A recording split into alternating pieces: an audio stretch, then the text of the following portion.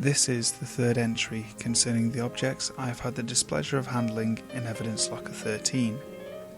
In case you missed my previous entries, I will provide a brief explanation. Evidence Locker 13 is a collection of improvised weapons, devices, and crime scene artifacts verging on the edge of pure hellishness. This emporium of torture devices and booby traps is referred to within our Metropolitan Police Department as the Maniacs Museum. Object number 316, the Rostington Family Mace.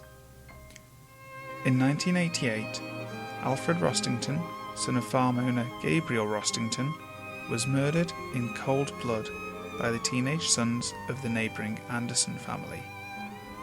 Alfred, at the time of his death, was 16 years old.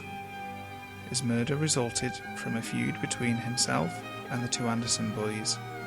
Gabriel Rostington discovered his son's body on the Andersons' property. Though the enmity between the boys was well known, his lawyer could not show sufficient evidence to produce a conviction. 1 week after the trial, the entire Anderson family were found brutally killed in their own home. Gabriel Rostington happily pleaded guilty to the atrocity, but refused to surrender the murder weapon. After an exhaustive search, police uncovered the grisly weapon buried in the woods adjacent to the Rostingtons' farm.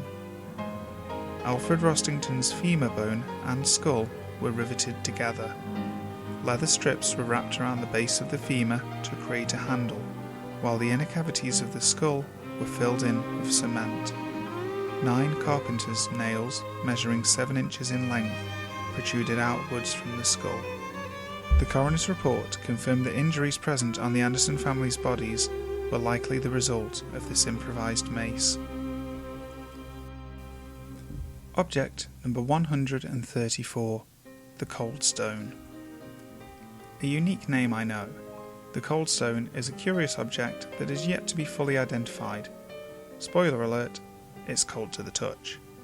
I mean ice cold. Freaking freezing. I was allowed to touch it only briefly and with the protection of gloves. Under normal circumstances, the cold stone is handled with metal tongs. So, other than its temperature, what's the big deal? The cold stone wasn't discovered in the metropolitan area, but custody of it was transferred to our department because the local authorities didn't know what to do with it. It was found in a cornfield at the bottom of a crater. The dimensions of the crater are recorded to be 16 feet in diameter and 4.5 feet deep. There are no witnesses to its impact, and it's uncertain how long the crater had been there before its discovery. The peculiar part of the cold stone is the effects it has on local animal life. As I said, this object was found on farmland, and so the reported cases involved were in relation to injuries sustained by farm animals. Farmers began to notice their cattle and horses experiencing a difficulty in walking and general symptoms of discomfort. This continued for some time before the animals displayed waxy, discoloured flesh around their hooves. Many of the animals refused to stand. 16 cases of gangrene were recorded. Once authorities became involved, a veterinarian was called in to find the cause of these symptoms. His conclusion was that these animals were suffering from immersion foot, or as historians may more commonly recognise it, trench foot. Authorities were baffled by the revelation that farm animals were afflicted by a World War I era injury, and, at first, no connection was made between the outbreak and the cold stone. There were no outlying fluctuations of ground temperature in the area, and no reported cases affecting human subjects. Symptoms of trench foot quickly vanished when the cold stone was removed from the area, and further investigation ceased. Many surmise that the cold stone is an extraterrestrial object due to the impact crater in which it was found.